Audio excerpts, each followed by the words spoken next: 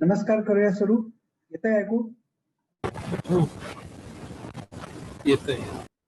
आपल्या व्हॉट्सअप ग्रुपवरच नाही तर सगळीकडे सध्या रावण सप्ताह चालू आहे आणि मी खूप ठिकाणी हे ऐकलंय, पाहिलंय की, आणि यापेक्षा असं नाही, हा जुना विषय आहे वास्तविक, पण रावण आणि त्यानिमित्ताने मग कोण बरोबर, कोणी काय केलं आणि मग रावणाचं सगळं करणं बरोबर होतं का, रावणाने संयम बाळगला आणि वगैरे वगैरे. या सगळ्या गोष्टी भरपूर चर्चा खूप वर्ष झाली आहे. आत्ताच होती असं नाही, पण आता असं झालं की व्हॉट्सअपमुळे ती सगळी पसरते आणि खूप ग्रुपवरती झाली ती. मी फार ग्रुपवरती अशातला भाग नाही, पण जिथे होतं तिथे हे पाहिलं की फेसबुकवरती सुद्धा याच्यावरती बरंच उलट चालू आहे. तर ते रावण हे निमित्त आहे. मूळ विषय रावण नाही किंवा काय, त्यात नवीन पण काही नाही. पण नवीन असं आहे किंवा आपल्या दृष्टीने नवीन असं आहे की आपण सगळ्या गोष्टीच्या ओरिजिन कडे जातो. आपण असं बघण्याचा प्रयत्न करतो की एखादी व्यवस्था, एखादी सिस्टीम, एखादी मीम, एखादा प्रघात, काही असेल, एखादा ट्रेट, हे कुठून आले आणि ते का आले, ते का स्टेबल आहे आणि आज ते का आहे. तर हे सगळे इव्होल्युशनचे प्रश्न आहेत आणि या इव्होल्युशन मध्ये जसं बायोलॉजिकल इव्होल्युशन आहे तसं कल्चरल इव्होल्युशन आहे खूप, आणि या दोन्ही काही एकमेकांपासून पूर्णपणे सेग्रिगेट करता येत नाही.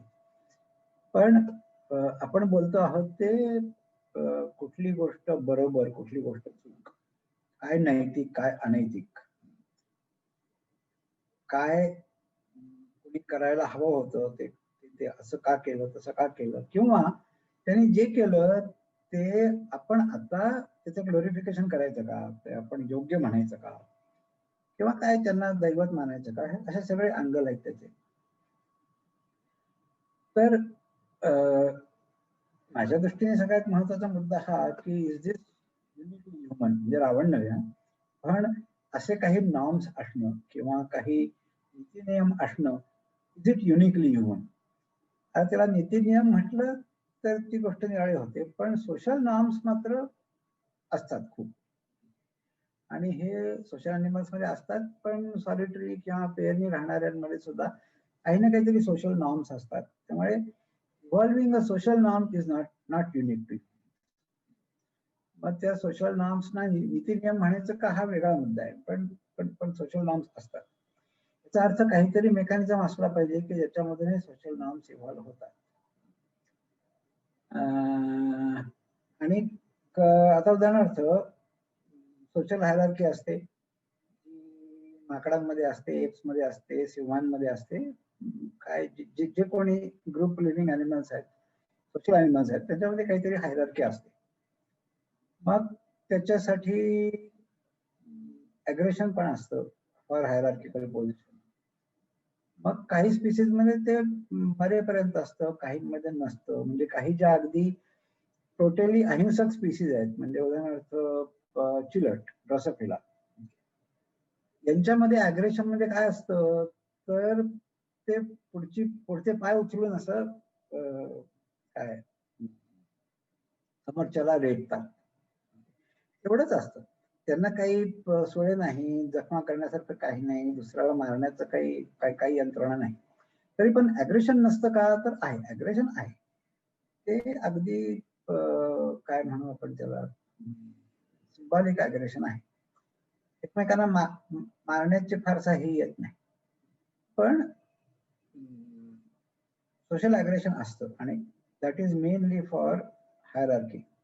आता या हायरार्की मध्ये तुम्हाला दुसऱ्याला मारूनच आपली पोझिशन मिळवायची का, तर एक साधा नॉर्म असा आहे की सबमिसिव्ह डिस्प्लेस आर इम्पॉर्टंट. आणि एखाद्याने सबमिसिव्ह डिस्प्ले दिला तर ऍक्च्युअली बहुतेक डिस्प्लेस, बहुतेक जातींमधले सबमिसिव्ह डिस्प्ले असे असतात की you expose yourself to aggression, किंवा तुम्ही अशी पोझिशन घेता की ज्या पोझिशन मध्ये दुसऱ्यांनी तुम्हाला मारून टाकणं अगदी सहज शक्य आहे. म्हणजे मान खाली घालणं, खाली बसणं. तर कोणी सबमिसिव्ह डिस्प्ले दिला तर त्याला मारलं जात नाही, this is a social norm. And in most of the species submissive display नंतर काम संपतं. मग त्याच्यानंतर पुढे मारामारी शक्यतो घडतच नाही कुठल्याही समाजामध्ये. तर दिस इज अ सोशल नॉर्म. म्हणजे मग आता कोणी सबमिसिव्ह डिस्प्ले दिल्यानंतरही त्याला मारून टाकलं तर ते कोट अनकोट अनैतिक असं म्हणायला पाहिजे. That is again is a social norm. सहसा असं दिसत नाही. काही क्वचित अपवाद कुठे रेकॉर्डेड असतील मला माहित नाही, परंतु सहसा दिस इज सिम्बॉलिक. आणि सबमिसिव्ह डिस्प्ले मी तुझं वर्चस्व स्वीकारलेलं आहे आणि त्यामुळे आता पुढे काही मारामारी करण्याचं किंवा ठार मारण्याचं कारण काही राहत नाही. आता असे जे सोशल नॉर्म्स आहेत असे माणसामध्ये पण इव्हॉल्व असणार. पण आता माणसामधला प्रश्न असा आहे की we see them changing over time and the changes have been substantial. खूप चेंजेस आहेत. म्हणजे एकेकाळी म्हणजे पूर्णपणे काय कालातीत असे काही नीती नियम आहेत का, हा फिलॉसॉफीच्या दृष्टीने वेगळा वादाचा विषय असेल. इतिहासाच्या दृष्टीने बघितलं तर असे शोधावे लागतील आणि उलट उदाहरणं भरपूर सापडतील. आणि ती काही रामायण महाभारतातच शोधायला पाहिजे असं नाही बरं का. अगदी अलीकडच्या इतिहासातही सापडतात. म्हणजे एडिसन उदाहरणार्थ. आता एडिसनचं नाव आपण ते शाळेच्या टेक्स्टबुक मध्ये सुद्धा असतं. खूप मोठा शास्त्रज्ञ म्हणून शिकतो. त्यांनी लावलेल्या सगळ्या शोधांना खूप महत्व आहे वगैरे वगैरे सगळं मान्य आहे. पण आपण आजच्या दृष्टिकोनातून पाहिलं तर एडिसन खूप क्रूर होता असं म्हणायला पाहिजे. कारण त्यांनी इलेक्ट्रिसिटीची पॉवर दाखवण्यासाठी एका जिवंत हत्तीला शॉकने मारलं, जाळलं. बहुतेकांना माहित नसतं ही एडिसनची स्टोरी, पण माझ्या वाचनात आलंय. ऑथेंटिसिटी वगैरे बऱ्यापैकी ऑथेंटिक असावं मी जे वाचलं ते, पण फारसं कुठे ऐकायला मिळत नाही. तर पण आता आपण वादासाठी म्हणून ही गोष्ट खरी असं गृहीत धरून चालूया. तर त्या काळी हे अॅनिमल ऍक्टिव्हिस्ट आणखीन वाईल्ड लाईफ कॉन्झर्वेशन आणि हे असले काही फार मोठं प्रकरण नव्हतं. असतील कोणी त्याचा हे करणारे, त्याचा पुरस्कार करणारे, पण त्या काळामध्ये ही गोष्ट अशी झाली नाही कधी. आज जर का कोणी असं केलं असतं तर लोकांनी फाडून खाल्लं असतं, आपणच फाडून खाल्लं असतं. पण आपल्या दृष्टीने ते पूर्णपणे चुकीचे ऍक्ट आहे. पण एडिसन म्हणजे काही फार पुरातन काळातला नाही माणूस, हा फक्त काहीशे वर्षापूर्वीचा. तर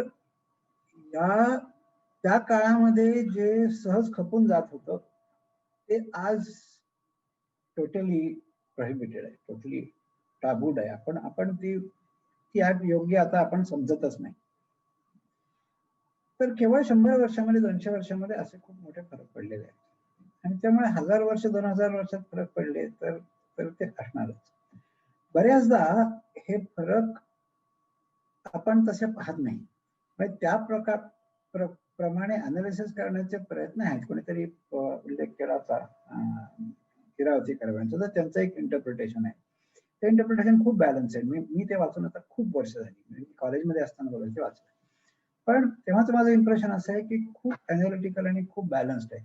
पण हे कितीही जरी असलं तरी तुम्ही आजच्या काळातली दृष्टीच त्याला लावत असता.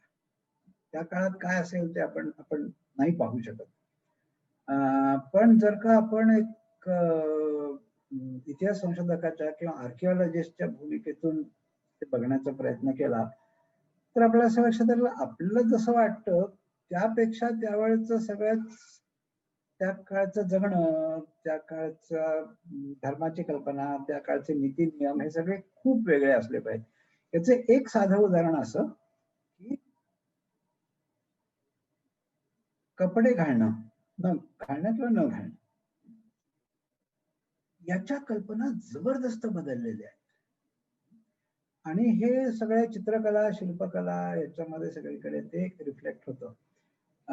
साधारणपणे 13व्या शतकापर्यंतची भारतामधली जी सगळी शिल्पकला किंवा चित्रकला आहे या सगळ्यामध्ये पुरुष असो स्त्री असो कपडे जवळपास नसतातच. म्हणजे कमरेला काहीतरी असतं, वरती असायलाच पाहिजे असं बंधन नाही. स्त्रियांचे सुद्धा स्तन उघडे दाखवतात आणि मग आता आपण असं समजतो की ही गोष्ट एक काय म्हणजे ते कला म्हणून आपण खपवून घेतो किंवा, पण त्या काळामधली काही वर्णन आहेत म्हणजे परदेशी प्रवासी आले भारतामध्ये आणि त्यांनी तिथं माणसं कशी आहेत वगैरे वगैरे हे सांगितलं. आणि त्यातला अगदी शेवटचा कालखंड म्हणजे बाबर, आणि बाबर स्वतः लिहून ठेवत असे. त्यामुळे बाबरनामा हा आहे, त्याच्यामध्ये बाबरांनी स्वतःला त्याला काय दिसलं ते त्यांनी स्वतः लिहिलं का दुसरे कोणी लिहिलं ही गोष्ट मला माहित नाही, परंतु बाबरनाम्यामध्ये सुद्धा याचे उल्लेख आहे की भारतातला माणूस हा अत्यंत कमी कपड्यात वापरतो. आता हे लोक कुठून आले होते, तर ते जास्ती नॉर्थ वेस्ट कडून आले होते, अशा प्रांतातून आले होते की ज्या भागामध्ये वर्षातला काही भाग तरी, वर्षातले सगळे महिने नाही पण काही महिने तरी खूप थंडी असते, अशा भागातून आले होते किंवा उघड्या भागातून आले होते, स्टेपी सॅव्हॅनास वरून आले होते. आणि त्यामुळे त्यांची कपड्यांची संस्कृती पूर्णपणे वेगळी होती. आणि भारतात आल्यानंतर त्यांनी असं बघितलं की सगळे लोक, लहान असो मोठे असो, स्त्री असो पुरुष असो, ते फार कमी कपडे वापरतात, उघडे नागडे वापरतात. हे हे लिहून पण ठेवलेलं आहे बरं का, म्हणजे केवळ आपल्याला शिल्पामध्ये आणि अजिंठ्याच्या चित्रांमध्ये दिसतं असं नाही. पण या चित्रांमध्ये सुद्धा 12व्या-13व्या शतकातली जी चित्र येतात ना, त्याच्यामध्ये परदेशी लोकांचं येणं जाणं खूप वाढलेलं होतं. आणि या चित्रांमध्ये कधी कधी परदेशी लोक पण दिसतात. म्हणजे परत गांधार भागापासून किंवा इजिप्त पर्यंत, कुशाण, गांधार आणि मग त्याच्याकडचे सगळे यवन वगैरे इथून आलेल्या लोकांची ज्या वेळेला शिल्प किंवा चित्र दाखवतात त्यावेळेला त्यांच्या अंगावर कपडे असतात, आणि त्याच भागातलं शिल्प किंवा त्याच ठिकाणचं चित्र जेव्हा भारतीय माणूस पुरुष किंवा स्त्री दाखवतो त्यांच्या अंगावर कपडे असत नाही. याचा अर्थ चित्रामध्ये कपडे दाखवण्याची पद्धत नव्हती आणि ती आर्टिस्टची स्टाईल होती असं काही वाटत नाही. तसं असं त्यांनी परदेशी लोकांच्यावर त्यांनाही तसंच दाखवलं. परदेशी माणूस पोर्ट्रे करताना त्याच्या अंगावर कपडे दाखवतात आणि भारतीय माणूस पोर्ट्रे करताना त्याच्या अंगावर कपडे दाखवत नाहीत. आणि परत ह्या इतिहास वर्णनांमध्ये सुद्धा तसं आहे. त्याचा अर्थ की कपडे वापरण्याची चाल एक कमरेचं सोडलं तर भारतामध्ये नव्हती, स्त्रियांच्या मध्ये सुद्धा नव्हती. आणि ती शिल्पांमध्ये स्तन उघडे दाखवतात किंवा एखादा अगदी पातळ काहीतरी घेतलेलं असतं. सीझन प्रमाणे त्याच्यामध्ये फरक पडत असेल, नाही असं नाही, परंतु किमान उन्हाळ्याच्या दिवसामध्ये तरी कपडे वापरण्याची पद्धत भारतामध्ये नव्हती. आता आजच्या काळामध्ये बघितलं तर ते सगळं अनैतिक आहे आणि ते सगळं काय काय जे काही शब्द तुम्हाला वापरत ते वापरा, अश्लील आहे, अमुक आहे, तमुक आहे. पण त्या काळामध्ये तशीच पद्धत होती आणि तसंच हे होतं असं दिसतंय. थंडीच्या दिवसात कपडे वापरत नसतील का, तर नाही वापरत असतील. म्हणजे सीझन प्रमाणे, निसर्ग नियमाप्रमाणे जे काही वापरायला हवं असेल ते वापरत असतील, पण वर्षभर नैतिक कारणांसाठी अंगभर कपडे असायलाच पाहिजेत असं भारतामध्ये तरी असलेलं दिसत नाही. ही गोष्ट 12व्या-13व्या शतकानंतरची. त्याच्यानंतर खूप बदललं. त्याच्यानंतर सगळी पॉलिटिकल परिस्थिती बदलली, राजकीय परिस्थिती बदलली, आक्रमण आणि लुटालुटी वगैरे या सगळ्यांचं प्रमाण वाढलं आणि त्याच्यानंतर कपडे घालण्याचं सगळं सगळं तंत्रच बदललं. आणि त्याच्यानंतरचे जे कपडे आहेत ना, म्हणजे मराठ्यांचे कपडे सुद्धा, तो सगळा मुघल इन्फ्लुएन्स आहे. त्याच्या आधीचे जे कपडे आहेत ते नेसूचे कपडे असायचे, ते अंगाबरोबर शिवलेले कपडे नसायचे. अंगाबरोबर शिवलेले कपडे हे जास्ती कुशाणांबरोबर आले आधी, आणि पण त्याच्यापेक्षा सगळं जास्ती रुजले ते जास्ती मुघलांच्यामुळे रुजले. आणि मग सगळ्या भारतामध्येच ते शिवलेले कपडे आणि अंगाबरोबरचे कपडे आले. ती स्टाईल भारतातली नाहीये, मुख्य तिकडून आलेली आहे. पण मग तीच परंपरा झाली आणि ती जर का मोडली तर आपली परंपरा मोडली असं असं इंटरप्रिटेशन व्हायला लागलं. त्याचा अर्थ असा की आपण ज्या गोष्टीला नैतिक अनैतिक समजतो त्या सगळ्या बदलत गेलेल्या आहेत. मग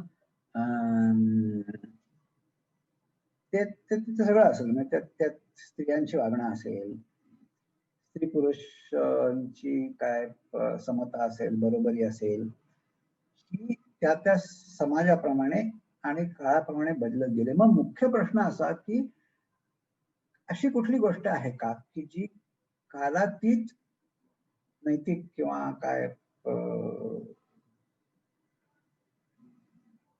काय म्हणू आपण त्याला की अलाउड, असं वागणं समाज मान्य आहे किंवा नीती मान्य आहे, असं इंडिपेंडंट ऑफ कल्चर आणि इंडिपेंडंट ऑफ टाइम काही सांगता येतं का? तर हे खरंच या प्रश्नाचं उत्तर अवघड आहे. मला तरी मी माहित नाही असं म्हणेन. कारण खून परमिटेड आहे का? तर हो, भरपूर आहे. आणि कुठल्या कारणासाठी? तर मला एक स्त्री हवी म्हणून कोणाचा तरी काय वध केला म्हणा, युद्ध केलं म्हणा, मारलं म्हणा आणि मग तिला पळवून आणलं, हे समाज मान्य असल्याचं दिसतं अनेक ठिकाणी त्या काळामध्ये. त्या गोष्टींमधून वगैरे हे आपण आता असतो.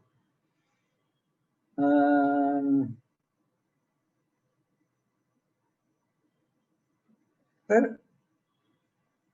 आता रावणाने सीतेचं हरण केलं आणि मग एक गोष्ट झाली. पण मग सुभद्रा हरण वगैरे असे सुद्धा ते हरणच आहे ना. वेगळं आहे, त्या गोष्टींमध्ये फरक आहे, नाही असं नाही. पण याचा अर्थ असा की कुठेतरी ही गोष्ट समाजमान्य होती. ती काही 100% अनैतिक अशी मानली जात नव्हती. कॉन्टेक्स्ट प्रमाणे ते बदलत असेल आणि तुम्ही कुठल्या बाजूचे आहात त्याच्याप्रमाणे ते बदलत असेल. आजच्या काळामध्ये आपण ते नैतिक मानत नाही आणि ते त्यात काही चूक नाही. म्हणजे आपण काळाप्रमाणे आणि आपण आपल्या आजच्या कल्पनांप्रमाणे जे वागतो ते बरोबर आहे. पण सर्व काळी तेच बरोबर होतं असं नाही. पण आता होतं असं की आपण आपलं आत्ताचं मेजर सगळ्या काळामध्ये लावायला बघतो. मगाशी मी एडिसन म्हटलं, दुसरं उदाहरण आहे याच कोण, वॉशिंग्टनचं, वॉशिंग्टन नाही, कोलंबसचं. कोलंबस धाडसी होता, दर्यावरती होता, त्याला समुद्राचं ज्ञान खूप होतं वगैरे वगैरे, सगळं मान्य आहे. त्यांनी अमेरिका कोट अँड कोट शोधली वगैरे वगैरे. पण तो खूप क्रूरही होता आणि त्याच्यानंतर अमेरिकेमध्ये जे युरोपियन्स म्हणजे स्पॅनिश असतील, डच असतील, ब्रिटिश असतील, त्यांनी तिथल्या स्थानिक लोकांशी भरपूर त्यांनी वागलेले आहेत, कत्तली केलेल्या आहेत, शहराच्या शहरं मारलेली आहेत, लोकांना नागडं उघडं झडकलेलं आहे, सगळं म्हणजे जे करू नये असं आहे ते सगळं केलेलं आहे.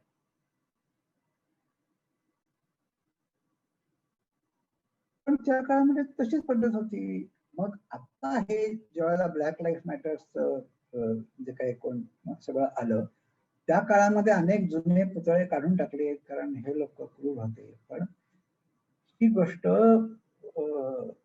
त्या आज आपण जशी समजतो तशी त्या काळामध्ये नव्हती. आणखीन एक दोन उदाहरणं देतो की 1934 मध्ये ज्यावेळेस बिहारमध्ये भूकंप झाला, त्यावेळेला महात्मा गांधींनी असं स्टेटमेंट केलं होतं की हा अस्पृश्यतेच्या पापामुळे हा भूकंप झाला. त्याच्यावर त्या काळात सुद्धा टीका झाली. आज तर आणखीनच खूप झाली असते. म्हणजे एखाद्या पॉलिटिकल महत्वाच्या व्यक्तीने इतकं अवैज्ञानिक काहीतरी असं विधान करणं, आज भरपूर टीका झाली असती. त्या काळातही झाली, पण त्या काळात इतकी नाही झाली. पण मोठ्या व्यक्तीने टीका केल्यामुळे त्याला जरा महत्व, रवींद्रनाथ टागोरांनीच टीका केली, त्यामुळे मग त्याला महत्व आलं. पण त्या काळामध्ये असं विधान करणं हे इतकं अनयुज्युअल नव्हतं. तुमच्या पापाचा घडा भरतो आणि केव्हा तरी तुम्हाला ते भोगायला लागतं. हे पिढ्यानपिढ्या आपण जपत आलेलं असल्यामुळे त्याच्यासारखंच गांधीजी बोलले तर खूप लोकांना त्याच्यामध्ये काही गैर वाटलं नसेल. आजचा जर्नलिस्ट त्याचे तुकडे पाडेल, ते फाडून खाईल कोणी असं विधान केलं. आणखीन एक उदाहरण सांगतो, ते तर अगदीच माझ्या परिचयातलं आहे की माझी आई ही खूप लोकांना तिने आयुष्यात मदत केली या ना त्या प्रकाराने. ती डॉक्टर होती, पण तिचे बरेचशी प्रॅक्टिस अशीच होती आणि त्यामुळे आमच्या घरात कधी फार पैसे आले नाही, घरात डॉक्टर असं नाही. पण डॉक्टर म्हणून तिने भरपूर लोकांना मदत केली, मग व्यक्ती म्हणूनही मदत केली आहे. मग काही आध्यात्मिक पारमार्थिक पंथाला लागल्यानंतर त्या चॅनलमधून मदत केली वगैरे वगैरे. त्याच्यात तर काही शंका नाही, तिने खूप लोकांना मदत केली.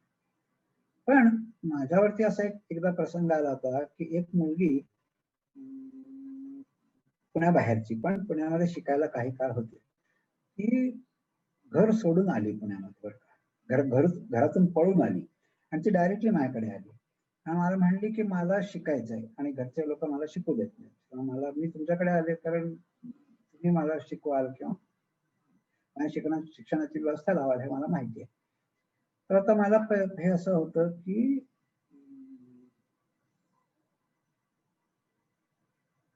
म्हटलं तुला ठीक आहे, तुला कॉलेजमध्ये ऍडमिशन मिळते का, तुला स्वतःच्या पायावर उभा राहण्यासाठी काही पार्ट टाइम जॉब मिळतो का, अशा सगळ्या गोष्टी मी करेन. तुझी राहण्याची व्यवस्था मी नाही करू शकत कारण त्याचं इंटरप्रिटेशन चुकीचं होऊ शकतं बाहेर आणि त्याचा तुला त्रास होईल माझ्यापेक्षा. तर त्या काळामध्ये मी माझ्या आईला विचारलं होतं की तिला तुझ्याकडे राहता येईल का, कारण तिलाही गरज आहे. बरं तुझी पण आता तब्येत एवढी चांगली नसते, तुलाही सोबत होईल, चांगली मुलगी आहे. तिने पहिला प्रश्न विचारला, कुठल्या जातीची. आता आत्ताच्या पिढीला ही गोष्ट विचित्र वाटते की पहिला प्रश्न काय विचारला तर जात विचारली, पण त्या पिढीमध्ये तसंच होतं. म्हणजे दुसऱ्या जातीचा माणूस आहे, हा मग त्याला उचलून पैसे दिले तर चालेल, आपल्या घरात नको बुवा, असं म्हणणारा प्रत्येक माणूस दुष्टच होता असं नाही. म्हणजे ती प्रथा जरी चुकीची असली, भूमिका जरी चुकीची असली, तरी तो भूमिका घेणारा प्रत्येक माणूस दुष्ट आहे म्हणूनच तो तसा भूमिका घेतो असं नाही. तर त्या काळातली जी मनोधारणा होती, आणखी त्या काळात सगळेच लोक तसे वागत होते. त्याच्यात आणखीन एक फिलॉसॉफिकल मुद्दा असा आहे की चुकीचं ती ऍक्ट चुकीची आहे का ऍक्टर चुकीचा आहे. म्हणजे बरोबर किंवा चूक ही एक ऍक्ट असते का ऍक्टर बरोबर असतो आणि ऍक्टर चूक असतो. फार फिलॉसॉफीत नाही जरी शिरलं तरी हे आपल्याला क्लिअरली माहिती आहे की नैतिक अनैतिकची जी काही व्याख्या असते that is about the act. याचं कारण तो ऍक्टर आणखीन 100 गोष्टी करत असतो, त्यातल्या काही चांगल्या असतात, काही कोणाच्या मते चांगल्या असतील, कोणाच्या नाही, काही मिक्स्ड असतात, काही वाईट असतात, सगळ्या असतात. त्यामुळे ऍक्टरला तुम्हाला चांगला आणि वाईट असं क्लासिफिकेशन करता येत नाही. एखाद्या ऍक्टला कदाचित करता येईल की ही ऍक्ट चांगली आहे बुवा, परोपकारी आहे वगैरे वगैरे, ही ऍक्ट नाही चांगली, किंवा आत्ताच्या स्टँडर्ड प्रमाणे चांगली नाही. पण त्यात पुढे प्रश्न असा येतो की समजा वाईटाला तुम्हाला पनिश करायचं असेल किंवा चांगल्याला रिवॉर्ड करायचा असेल, तर an act cannot be punished, only the actor can be punished. आणि त्यामुळे जरी नीती अनिती ही ऍक्टला लागू असली तरी ती कुठेतरी आपण ऍक्टरला लावतो आणि मग we start classifying actors as good or bad, right or wrong. पण असं नसतं, कारण एक माणूस आयुष्यामध्ये लाखो गोष्टी करतो, त्यातल्या काही चांगल्या असतील, काही बरोबर असतील, काही चुकीच्या असतील. मग माणसाला बरोबर किंवा चूक कसं म्हणणार. It should be the act which is right or wrong. पण अनेक कारण आहेत, म्हणजे हे एकच नाही, अनेक कारण आहेत की व्हाय वी जज a person rather than judging an act.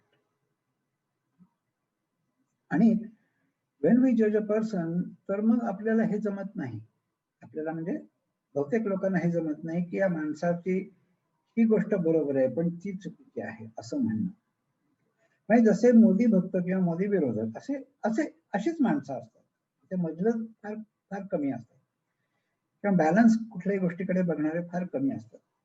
तर तसंच ह्या बाबतीमध्ये आहे की Wien you start judging the actor rather than judging the act, तर तुमच्या दृष्टीने काही माणसं ही चांगली असतात, काही ही विलन असतात. पुन्हा विलननी जे सगळं केलं ते सगळंच वाईट, हिरोनी जे सगळं केलं ते सगळंच चांगलं, असं कुठेतरी क्लासिफिकेशन आपण करतो.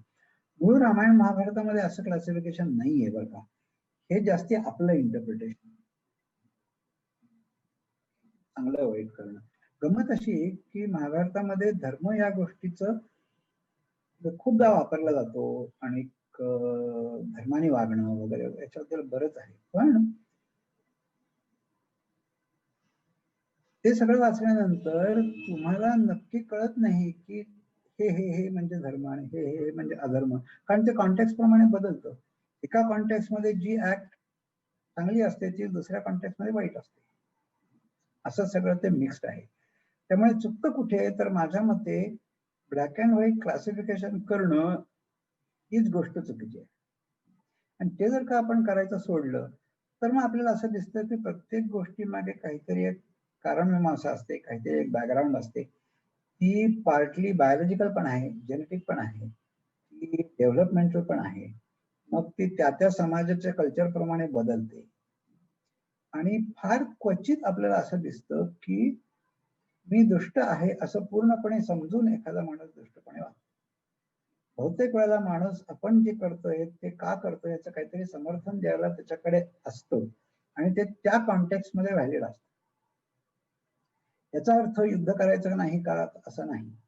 तर हे पण अपरिहार्य आहे की तुमच्या कल्चर प्रमाणे तुमच्या कॉन्टेक्स्ट प्रमाणे जी गोष्ट अन्यायकारक आहे त्याचा प्रतिकार तुम्ही करायला पाहिजे, त्याबद्दल काही शंका नाही. म्हणजे असं नाहीये की काहीच चुकीचं नसतं म्हणताय मग कशाविरुद्ध लढण्याचं काही कारणच नाही असं पण नाही. तुमच्या कॉन्टेक्स्ट प्रमाणे जे अन्यायकारक आहे त्याचा तुम्ही प्रतिकार केला पाहिजे आणि करायचं तर तो व्यवस्थित केला पाहिजे. म्हणजे जर का तुम्हाला प्राणपणाने करत असेल तर प्राणपणाने करायला पाहिजे, युद्ध करायचं असेल तर युद्ध करायला पाहिजे. जर कोणाला मारणं किंवा त्या कॉन्टेक्स्ट मध्ये पूर्णपणे अनअवॉइडेबल असलं तर ते मारणं पण आलं. पण ही सगळी जजमेंट्स ही त्या त्या कॉन्टेक्स्ट पुरती काळापुरती मर्यादित ठेवावी, काळाला समजून घ्यावी आणि सगळ्याच तर काळाच असणार किंवा पांढराच असणार असं क्लासिफिकेशन करू नये असं मला वाटतं. तर बोला, प्राणाविषयी न बोलता रावणाविषयी बोललो, पण आता हरकत नाही परत रावणावरती यायला सुद्धा.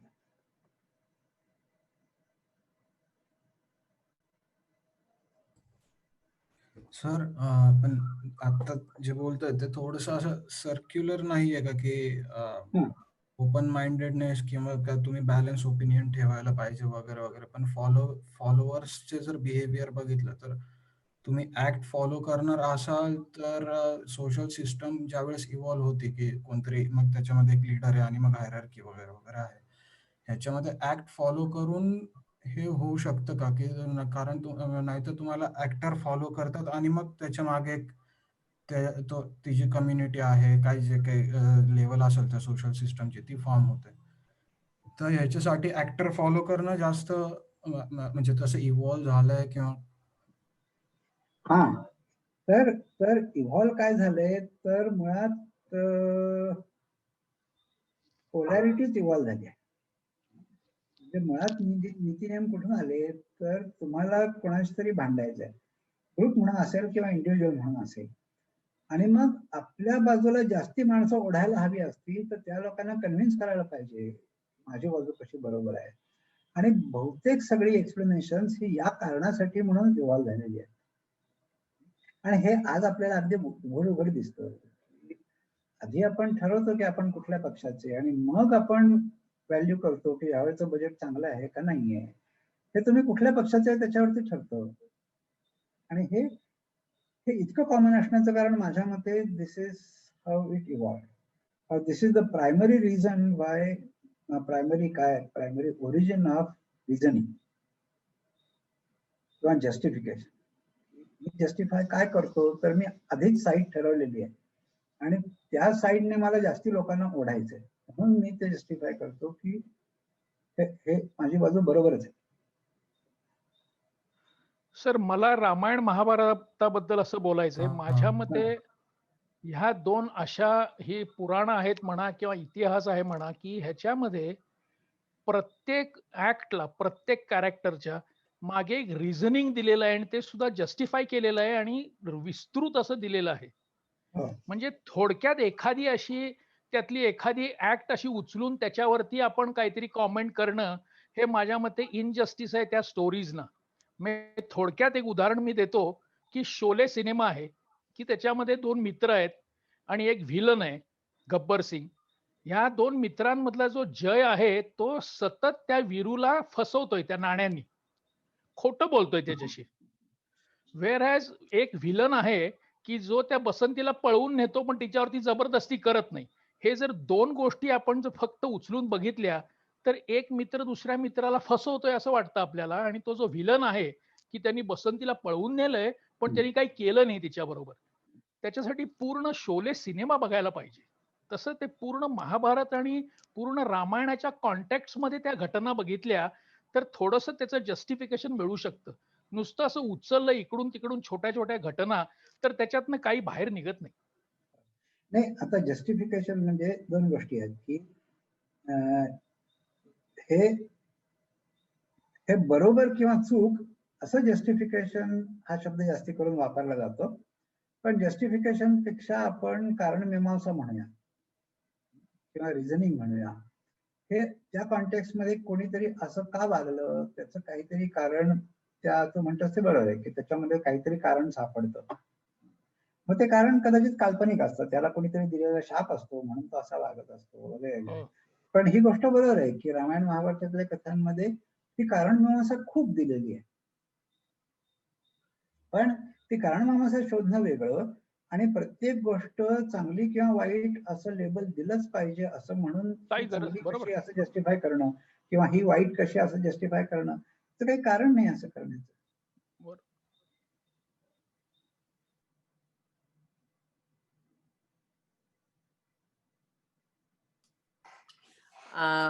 विवाह हा शब्द सुद्धा आहे ना, तो पळवून नेणे अशा म्हणजे विशेष तऱ्हेने वहन करणे.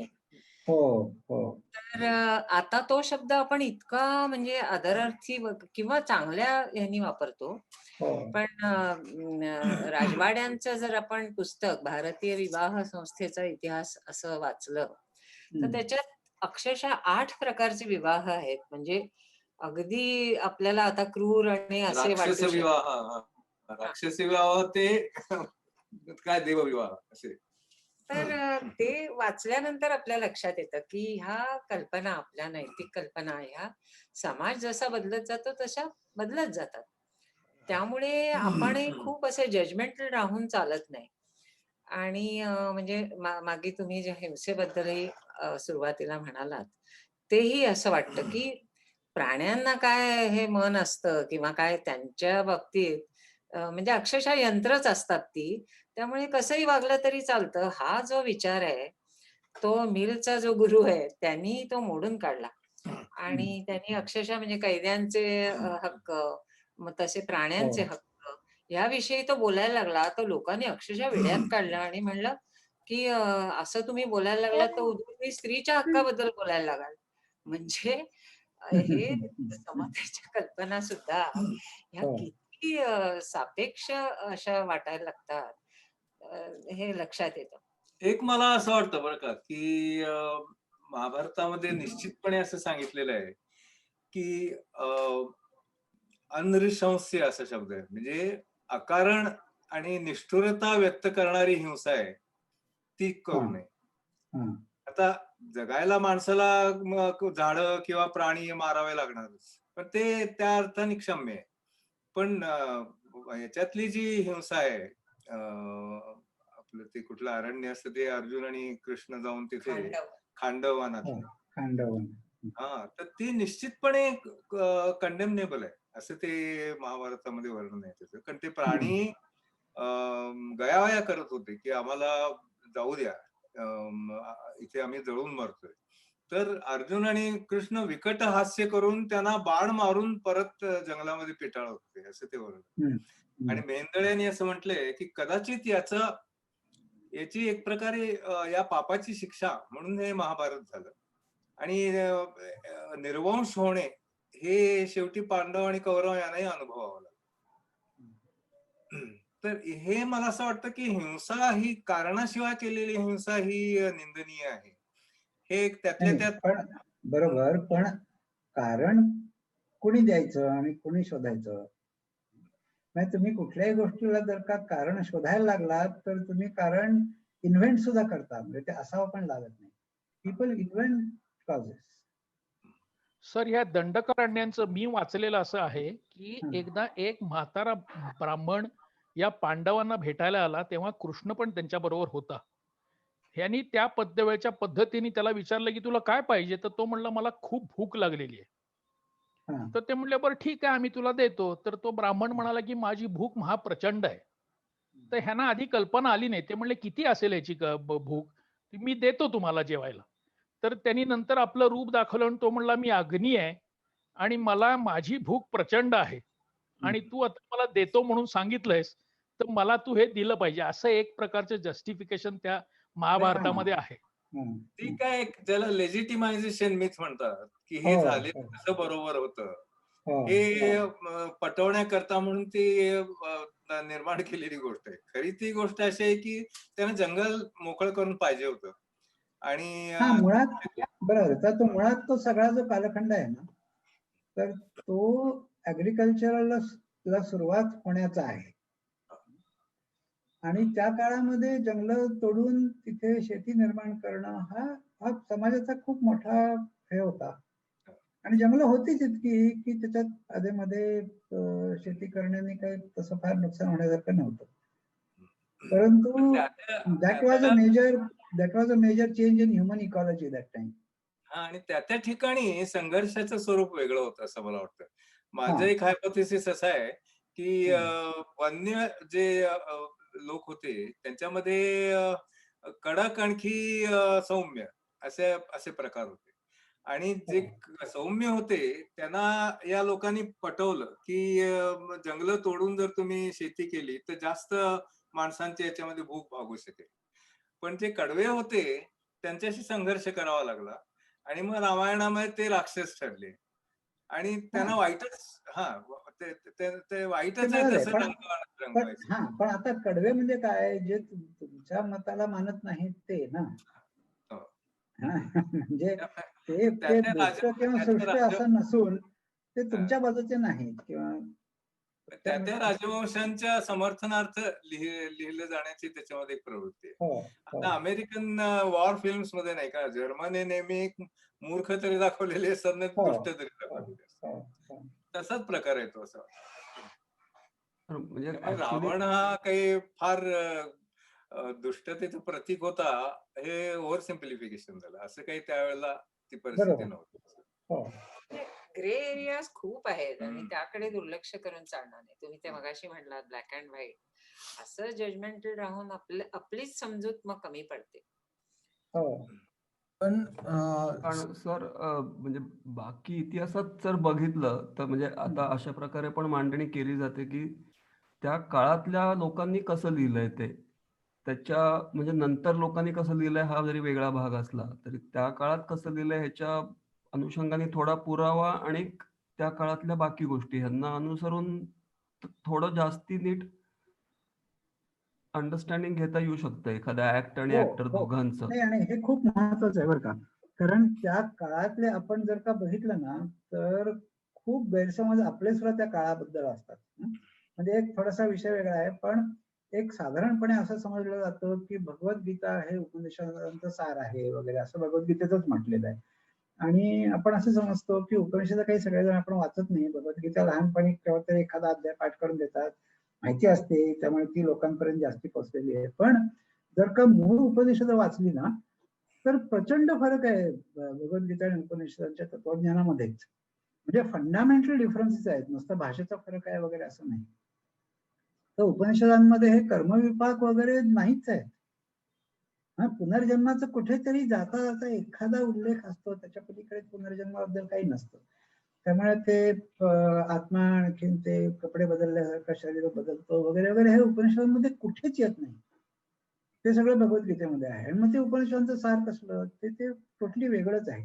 पण समहाऊ ही गोष्ट भारतामध्ये, आणि फक्त भारतातच घडते का जगात सगळीकडे घडते मला माहित नाही, पण आपण कुठलीही नवीन गोष्ट खूप प्राचीन काळापासून चालत आलेली असं समजतो किंवा असा प्रचार करतो. त्या खूप गोष्टी बदलत गेलेल्या आहेत. नारळ खूप उशिरा आला आपल्याकडे, नारळ भारतातला नाहीच आहे, पण मग नारळ आला तर मग ते सगळं काही भारताची संस्कृती म्हणजे जणू काही श्रीफलाची संस्कृती असं झालं. तर गोष्टी खूप बदलत गेलेल्या आहेत. आणखी मग अशी कपड्यांचं उदाहरण दिलं तर अंगभर कपडे घालणं हे भारतीय संस्कृतीचा अभिमानी म्हणतात की तुम्ही असे उघडे कशा, मुली उघड्या कशा वावरतात. तर हे नंतर आलेले आहे, मुघल काळामध्ये आलेलं आहे, ते जुन्या काळामध्ये नव्हतंच तसं. पण हीच भारतीय संस्कृती असं आपण लगेच ते बनवून टाकतो.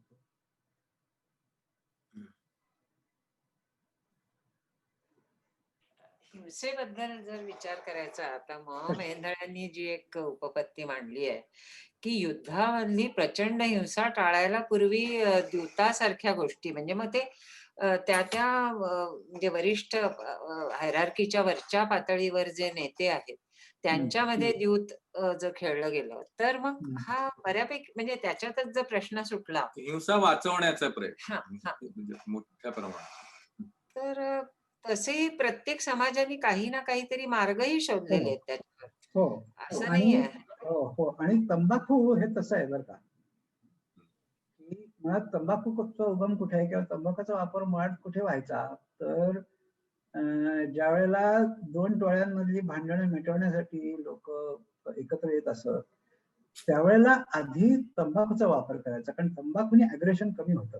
आणि याची न्यूरोबायोलॉजी थोडीफार माहिती आहे आपल्याला. तंबाखूने अग्रेशन खरंच कमी होतं विथ ब्रेन इफेक्ट. आणि त्यामुळे ते करून मग पुढे वाटाघाटी करायच्या. असे अनेक प्रकार आहेत की ज्याच्यामुळे तुम्ही अग्रेशन कमी करू शकाल, हिंसा कमी करू शकाल. असे उपाय सगळ्या जगभर वेगवेगळ्या प्रकारे वापरले गेले. सर, महाभारतामध्ये कृष्ण 3दा गेलाय ना, की एकदा अर्ध राज्य द्या, मग एकदा 5 गावं द्या.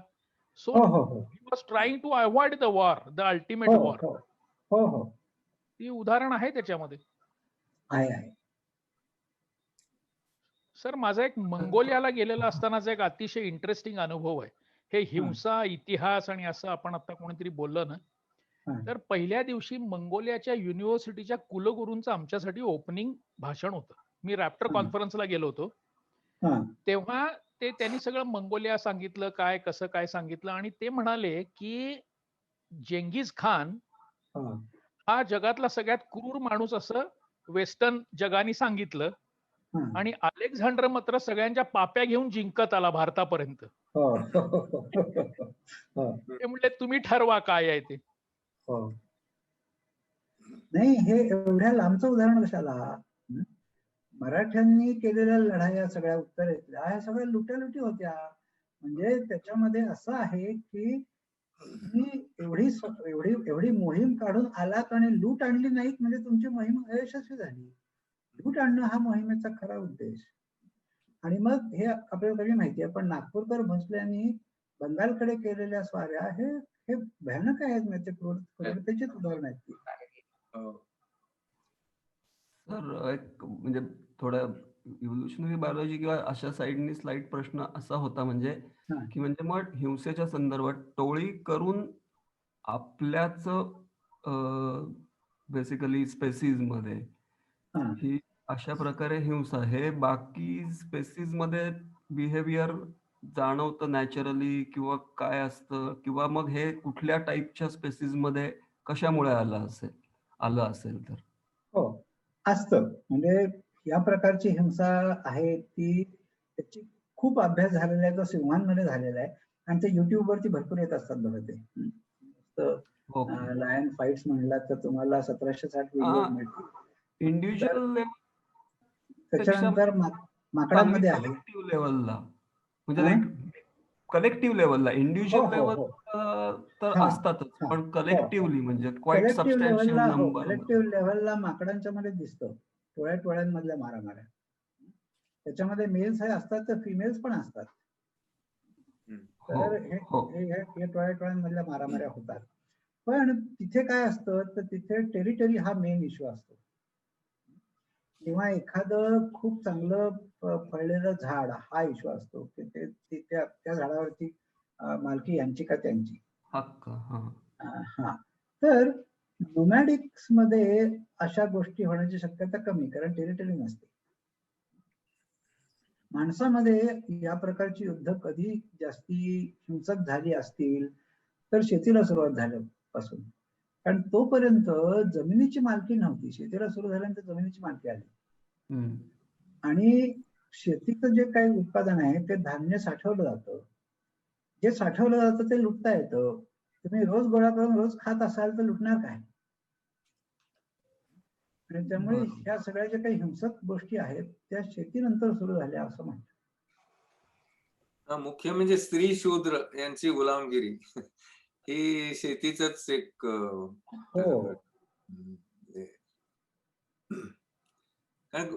मोठ्या प्रमाणामध्ये लेबरची गरज निर्माण झाली, आणि त्या प्रमाणात त्यांना रिवॉर्ड देणं शक्य नव्हतं. ज्या प्रमाणात श्रम त्यांच्याकडून घ्यायचे, म्हणून मग ते पिळवणुकीला सुरुवात. म्हणजे आपण असं म्हणजे इन टर्म्स ऑफ रिसोर्सेस असं समजा बघितलं तर फायनली म्हणजे again on the broader side finally it comes to resource म्हणजे what of course what you define as resource but it then comes to resource related behavior pattern that leads to violence. नक्कीच. आणि जेवढे resources जास्ती तेवढं motivation जास्ती. That is a very another interesting part of म्हणजे it's other way right म्हणजे actually maybe in animals after the resources get sufficient possibly अशा टाईपचं बिहेवियर कमी होतं किंवा असं काही पॅटर्न दिसतो का इट इज रिसोर्स जास्ती तर जास्त म्हणजे like how the correlation possibly is. नाही कसं आहे सांगतो की जास्ती रिसर्च रिच भागामध्ये टेरिटरीज लहान असतात. रिसर्च कमी असलेल्या भागामध्ये टेरिटरीज जास्ती मोठ्या असतात. पण टेरिटोरियल मेकॅनिझम्स फार बदलतात असं काही मला वाटत नाही किंवा माझ्या वाचनात तरी नाही. सर मगरींवरती एक एक्सपेरिमेंट केलाय ना की एका पॉन्ड मध्ये एक मगर सोडली आणि थोड्या दिवसामध्ये दुसरी सोडली तर सुरुवातीला त्यांच्यामध्ये खूप टसल झाला पण त्यांनी आपापल्या जागा वाटून घेतल्या आणि 2च्या ऐवजी 6 टाकल्या तर काही फरकच पडला नाही. दे वर ऑल कम्फर्टेबल. हा तर ही गोष्ट हा एक्सपेरिमेंट मला माहित नाही पण दिस इज व्हेरी कॉमन की जर का अनेक प्राण्यांना आणि जे टेरिटोरियल आहेत अशांना सुद्धा जर का एका ठिकाणी राहण्याचा प्रसंग आला कमी जागेमध्ये तर दे seem to make adjustments आणि make small territories आणि सर्व जसं आपण गाडीमध्ये करतो. गर्दी असेल तर जरा ऍडजस्ट करावं म्हणतो आणि तेवढी आपली 3 इंच जरी बसायला मिळाले तरी ती आपली जागा होते. मग आपण उठताना त्याच्यावर रुमाल टाकून जातो. तर हे होतं.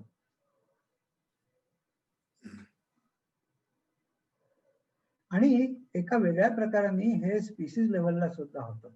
म्हणजे आत्ताचा असा एक पॅटर्न आहे की सबटेरेनियन फिश म्हणजे जे केवळ खालच्या प्रवाहांमध्येच ज्यांचं सगळे पिढ्यानपिढ्या गेलेले आहेत अशा स्पीसीज आता सरफेस वॉटरला जास्ती दिसायला लागल्या. आणि त्याचे अनेक इंटरप्रिटेशन आम्ही बोलत होतो तर त्याच्यामध्ये म्हटलं की असं आहे का. हा केवळ विचार आहे ना नक्की कारण कोणाला माहित नाही अजून की आता सरफेस फाउना हा कमी कमी होत चाललाय. त्यामुळे कॉम्पिटिटिव्ह एक्सक्लुजन होतं आधी. आता ती कॉम्पिटिशन कमी झाल्यामुळे ती आता इकडे एक्सपांड होत आहे. तर जशा इंडिव्हिज्युअल टेरिटरी असतात तशा कुठेतरी पॉप्युलेशन लेवलला किंवा स्पीसीज लेवलला सुद्धा असं कॉम्पिटिटिव्ह एक्सक्लुजननी ही स्पीसीज या भागामध्ये ती स्पीसीज त्या भागामध्ये असे सेग्रिगेट होतात. मेकॅनिझम्स वेगळे आहेत दोन्हीचे पण त्याच्या आउटकम मध्ये साम्य आहे. सर मी महाबळांबरोबर एकदा बोलत होतो आणि ते एक पेपर पब्लिश करणार आहेत आणि खूप अभ्यास करतायत. ते म्हणाले की फ्रॉगमाउथ ही स्पीशीज आहे त्यांनी 200 वर्ष जुने सगळ्या बर्ड चेकलिस्ट अभ्यास करतायत 200 वर्षापासून. आणि ते म्हणतात की पूर्वी फक्त सदर्न वेस्टर्न घाट मध्ये हा पक्षी दिसत होता आणि हळूहळू हळूहळू पक्षी आता डांग पर्यंत दिसतो. तर ते म्हणतात की बहुतेक हे रेंज एक्सटेन्शन आहे त्या पक्षाचं. हो असं ते अजूनही त्यांनी पब्लिश केला नाहीये पण ते त्याच्यावरती अभ्यास करतात. नाही ही गोष्ट शक्य आहे. अर्थात असंही शक्य आहे की पूर्वी बोर्डावर कमी होते हल्ली ते फुटाफुटाला झाले त्यामुळे जास्त रेकॉर्ड येतं. हे पण अशक्य नाहीये आणि ह्या दोन्हीमध्ये डिफरन्शिएट करणं फार अवघड आहे.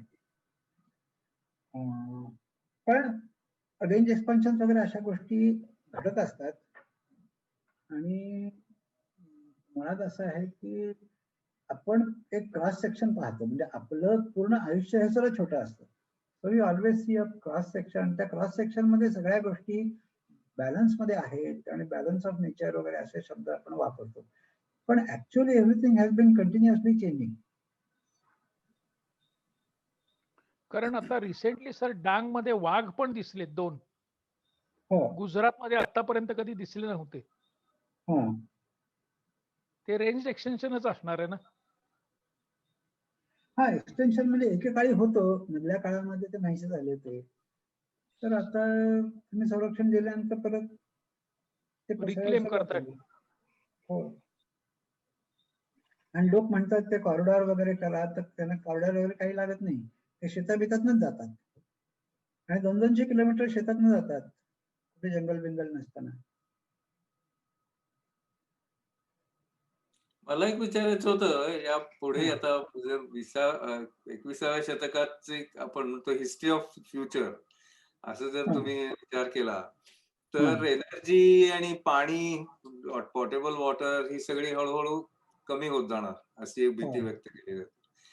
त्याचा एक माणसाच्या मधलं अग्रेशन वाढण्यावर परिणाम, म्हणजे असं त्यामुळे वाढेल आणि ते त्याच्यावर कंट्रोल करणं हे दिवसेंदिवस अवघड होत जाईल असं म्हणतात. त्याला काही पॉझिटिव्ह असं काही त्याला उत्तर शक्य आहे का? नाही, त्याला न्यूक्लिअर वेपन्स हेच उत्तर आहे. म्हणजे असं की न्यूक्लिअर वेपन्स आल्यापासून युद्धाचं प्रमाण एकदम कमी झालंय. कारण ते परवडणारच नाही हे सगळ्यांना समजतंय. आणि मग अग्रेशन बंद झालं का? ते अग्रेशन बंद नाही झालं, पण त्याचं स्वरूप बदललं. म्हणजे आता ते जास्ती सिम्बॉलिक आणि जास्ती सायकोलॉजिकल आणि प्रेशर क्रिएट करणं अशा स्वरूपात, जे चीन बद्दल आता चालू आहे लडाखमध्ये किंवा आधी डोकलाममध्ये झालं की प्रचंड टेन्शन, मग सगळं. मी त्यावेळेला बरं का, डोकलामचं ज्यावेळेस झालं त्यावेळी मी कुठेतरी परदेशात होतो, कुठे नक्की होतं आता आठवत नाही या क्षणी. पण मी तिथं गेल्यानंतर तुम्ही भारतातून आलात त्या माणसाने अत्यंत चिंताग्रस्त चेहऱ्याने, खूप वाईट पॉलिटिकल परिस्थिती आहे ना तुमच्या इथे, कधीही युद्ध होईल. म्हटलं हो असं काही नाहीये. मला शंका आली, मी 2 दिवस पेपर वाचला नाहीये तर एवढं काही झालंय का? काही झालेलं नव्हतं. पण इथे भारत चीन एकमेकांसमोर फौजा उभ्या आहेत म्हटल्यानंतर सगळ्या जगभर असं आता तिसरं महायुद्ध सुरू होणार वगैरे असं वातावरण सुरू होतं. हे आता सुरू झालंय अग्रेशनचं. It is more psychological, social, political, media based, verbal, तर असं सुरू झालंय. अब्दुल कलाम म्हणाले होते की सगळ्या देशांकडे न्यूक्लिअर वेपन पाहिजे, म्हणजे युद्ध कधी होणार नाही. हा, तर फ्रिक्वेन्सी खूप कमी होईल, पण जेव्हा होईल तेव्हा ते खूपच विनाशक असेल. म्हणजे जसं होतं की तुम्ही चित्र जर का बघत असाल ना, तर दर मिनिटाला किंवा तासाला म्हणा, अगदी मिनिटाला नाही, कुठेतरी 2 जण शिंग भिडवून एकमेकांची मारामारी करत असतात. हे नेहमी दिसतं. वाघांमधल्या मारामाऱ्या क्वचित होतात, कारण त्यांना परवडतच नाही मारामारी करणं. मग त्यांच्यामध्ये जेव्हा टेरिटोरियल फाईट होतात तेव्हा काय होतं, तर नुसतं गुरकावून दाखवणं, सुळे दाखवणं, फॉल्स चार्ज करणं, अशा गोष्टी बहुतेक वेळेला होतात. क्वचित घातक मारामारी होते आणि ते मरतात सुद्धा. पण फ्रिक्वेन्सी जर का बघितली तर कार्निव्हर्स एकमेकांची मारामारी करण्याची फ्रिक्वेन्सी खूपच कमी आहे. आणि ते उलट बैल, रेडे हे एकमेकांची टक्कर सारखे घेत असतात. त्यात मरण्याची शक्यता फारच कमी, एखाद्या वेळेस मरतो सुद्धा नाही असं नाही, पण ते खूप क्वचित. त्यामुळे जेवढं कमी घातक मारामारी तेवढी त्याची फ्रिक्वेन्सी जास्त, आणि जेवढी मारामारी घातक तेवढी त्याची फ्रिक्वेन्सी कमी, कारण तुम्हाला ते परवडत नाही. सर, माझा एक कान्हामधला एक गाईड मित्र आहे, तो म्हणायचा की 2 वाघ जेव्हा समोरासमोर येतात ना, तर ते एकमेकाला प्रचंड शिव्या देतात. हो हो. आणि त्या शिव्यांवरतीच भागवतात. एकमेकाला भिडत नाहीत सहसा. तर कोण सगळ्यात जास्ती शिव्या देतं तो जिंकतो. होती मगाशी आहे का गणी का नाही, गेले दिसते.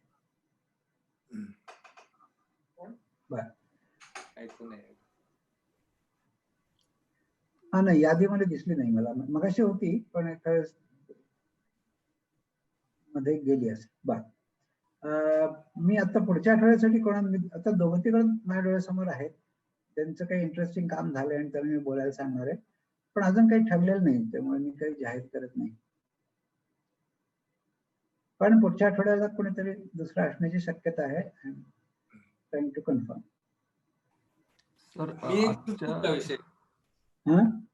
मी एक दुसरा विषय सुचवू का? हल्ली ही सायकोलॉजिकल स्ट्रेसेसचं प्रमाण खूप वाढलंय. नंतर डिमेन्शिया किंवा सिझोफ्रेनिया वगैरे सारखे प्रकार. तर त्यात केमिकल लोचाचं प्रमाण किती, ज्याला केमिकल लोचा म्हणतात, असं हा, काही? तर डिमेन्शिया बद्दल आपण मागच्याच वेळेला बोललो. एनिवे, तर आणि ते आहे रेकॉर्डेड कुठेतरी, ते बघू आपण. पण हा, आता त्याचं प्रमाण खरोखर वाढलंय का नाही हा एक थोडासा डळमळीत एव्हिडन्स असलेली गोष्ट आहे. एक शक्यता अशी आहे की पूर्वी या सगळ्या गोष्टी स्पेसिफिकली डायग्नोस होत नव्हत्या, पण हा खुळा आहे, हा वेडा आहे, याच्याकडे लक्ष देऊ नका असं वातावरण जास्त होतं. मग मी असं बघितलंय 2 ठिकाणी, मधुमलईला सुद्धा आणि तळोब्याच्या बाहेरच्या काही भागामध्ये, त्या भागामध्ये वेडे लोक खूप दिसायचे. त्यामुळे लोकांनी असं सांगितलं की जेव्हा एखाद्या आजूबाजूच्या गावामध्ये वेडा निघतो ना, त्यावेळेला त्याला इथे जंगलात आणून सोडतात आणि निघून जातात. तर अशी प्रथा पूर्वी होतं. तर यांनी फरक पडला असेल, सगळं त्यांनी एक्सप्लेन होत आहे की नाही मला माहित नाही. पण दुसरी गोष्ट मला जास्ती जाणवते, human behaviour has change substantially, आणि बिहेवियर आणि ब्रेन केमिस्ट्री याचा खूप जवळचा संबंध आहे. पण याच्यामध्ये बिहेवियर एका पिढीचं, म्हणजे आईची जी बॉडी केमिस्ट्री असेल त्या केमिस्ट्रीचा पुढच्या फिटसच्या डेव्हलपमेंटशी संबंध असतो आणि तिथपासूनच फरक पडू शकतो. म्हणजे क्रॉस जनरेशन हे इफेक्ट काही काही दिसू शकतात.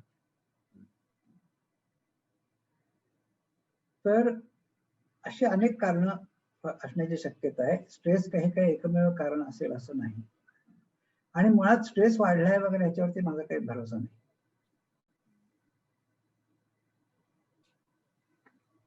तशी ती it becomes a relative term. Stress शहरातल्या माणसाला काय वाटेल, खेड्यातल्या माणसाला काय वाटेल, आणि त्याची कॅपॅसिटी. सर, म्हणजे in this regard there was some recent news related to Alzheimer, म्हणजे नॉट डिमेन्शिया, पण that was more to do with higher म्हणजे particulated metallic components which finally get logged in brain crossing BBB and show effect after many years leading to deterioration. Asha type मध्ये it was more coming on the environmental and pollution side. या सगळ्या गोष्टी establish करणं फार अवघड असतं.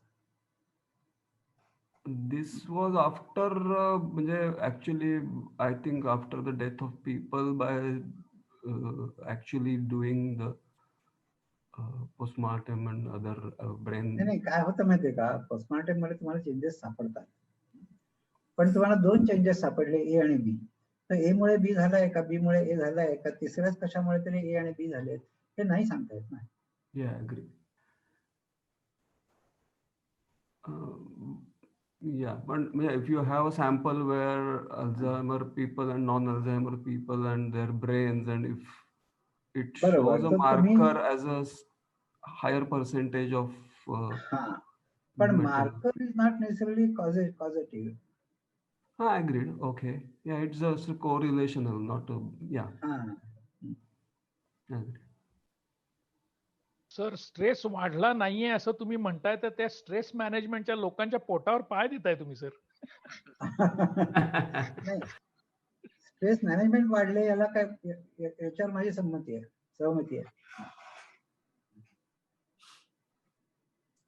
आणि मुलांच्या मध्ये एक अशी ग्रोईंग टेंडन्सी मला वाटली की ज्याला अटेन्शन डेफिशियन्सी म्हणतो आपण. अटेन्शन डेफिशियन्सी, पुस्तकातलं वाचलेलं न समजणं, किंवा असे विड्रॉल सिम्पटम्स, म्हणजे अँटी सोशल किंवा अनसोशल अशा तऱ्हेचे वागणूक असते. त्यांनी ह्या मीडियाचा कदाचित त्याच्यात भाग असेल की सोशलायझेशन कमी झालंय. तर हे कितपत कंट्रोलेबल आहेत, म्हणजे केमिकल थ्रू मेडिसिन्स किंवा नाही. याच्यावरती आत्ताच मी फेसबुक वरती मागच्या आठवड्यात टाकले 2 आर्टिकल्स टाकले होती की drug treatment for psychiatric diseases has completely failed असं म्हणणारे लोक आहेत. तर मुळात केमिस्ट्री आणि बिहेवियरांचा खूप जवळचा संबंध आहे, याच्याबद्दल काही शंका नाही बरं का. All behaviour is chemistry and all brain chemistry is about behavior, याच्याबद्दल काही शंका नाही. पण ती केमिस्ट्री आपल्याला अजून खूप थोडी समजली आहे. आणि बाकीच्या बाबतीमध्ये आपण जो नियम लावतो की एक डिसीज म्हणजे एक मेडिसिन म्हणजे त्याने तो डिसीज बरा होणार, that doesn't apply to the complex network of brain. आणि त्यामुळे ड्रगची ही जी काही फिलॉसॉफी आहे की तुम्ही एक टार्गेट शोधायचं, त्या टार्गेटला जाऊन चिकटणारं एक केमिकल शोधायचं आणि मग ते तुमचं ड्रग असेल, that doesn't work with brain. Brain is too complex and this is too simplistic. आणि म्हणून ती केमिस्ट्री तुम्हाला कंट्रोल करता येत नाही, ही गोष्ट खरी आहे. केमिस्ट्री कंट्रोल केली तर तुम्हाला बिहेवियर बदलता येईल का, तर तत्वतः शक्य आहे. याचं कारण behaviour and chemistry are very intimate, त्यात काही शंका नाही. पण ती केमिस्ट्री अजून आपल्याला पुरेशी समजलेलीच नाही. आणखी एक आपला खूप इंटरेस्टचा विषय म्हणजे व्यायाम. आणि अति व्यायाम केल्यामुळे काही दुष्परिणाम होतात का? होतात ना. म्हणजे कुठल्याही गोष्टीचा ऑप्टिमम असतो तसा व्यायामाचाही आहे. एक साधी गोष्ट आहे, म्हणजे आता ज्यावेळेला हे कोविडची सुरुवात झाली ना, तेव्हा आमच्या जिम मध्ये चर्चा चालू होती. त्यावेळेला आमचं म्हणणं असं होतं की जिम चालू ठेवावी आणि ऍक्च्युली त्याचा फायदा होईल. त्याला सरकारनेच बंदी आणली म्हणून त्यामुळे आम्ही बंद केलं. पण त्याच्यामध्ये हा विषय निघाला होता की देयर इज अन ऑप्टिमम. आणि असा ऍक्च्युली डेटा आहे की तुम्ही जर का खूप दमेपर्यंत व्यायाम केला, म्हणजे एन्ड्युरन्स एक्सरसाइज, तर for a short time your respiratory system becomes weak, किंवा तिथली इम्युनिटी, लोकलाइज इम्युनिटी कमी होते, कॉम्प्रोमाइज होते काही काळापुरती तरी, कायमची नव्हे. आणि हे ऍथलेटिक्स मधल्या लोकांना चांगलं माहिती आहे की endurance athletes are more susceptible to respiratory infection. म्हणजे फार सिरियस नाही बरं का, ते इन्फेक्शन्स ते सहजपणे बरे होतात, सहजपणे अंगावर काढू शकतात. पण त्यांना रेस्पिरेटरी इन्फेक्शन खूप पटकन होतात. कारण हेवी रेस्पिरेटरी स्ट्रेसनी किंवा हेवी लोड जर का घेतला आपल्या लंग्सनी, तर काही काळापुरती तरी तिथली रेजिस्टन्स कॉम्प्रोमाइज होतो. आणि दुसरा भाग असा की तुम्ही एकच प्रकारचा एक्सरसाइज कायम करत राहिलात तर तुमच्या सगळ्या शरीराला बॅलन्स्ड एक्सरसाइज नाही होत. काहीच मसल्स तुमचे तयार होतात आणि मग त्याच्यामध्ये इम्बॅलन्स होतो. जे ऍथलीट्स असतात, म्हणजे उदाहरणार्थ तुम्हाला सायकलिंग करायचं असेल किंवा तुम्हाला नुसतं रनिंग करायचं असेल, तर ट्रेनर्स त्यांच्याकडून बाकीचे एक्सरसाइज मुद्दाम करून घेतात. त्याचा डायरेक्टली तुम्हाला पळायला उपयोग होणार आहे का? नाही. पण पळायला जे मसल्स लागत नाहीत ते सुद्धा तुम्ही चांगले ठेवले तर तुमचा ओव्हरऑल बॅलन्स चांगला राहील आणि मग तुम्हाला पळायला पण त्याची मदत होईल. आणि तेव्हा आता माझी मुलगी पोहत होती, जी कॉम्पिटेटिव्ह पोहत होती, नॅशनल लेवलला गेली होती शाळेला असताना, तर त्यांचा ट्रेनर त्यांच्याकडून सगळे एक्सरसाइजेस करून घ्यायचा. आणि नुसतं पोहण्याची प्रॅक्टिस केली म्हणजे झालं असं नाही. बरं, थांबूया आज.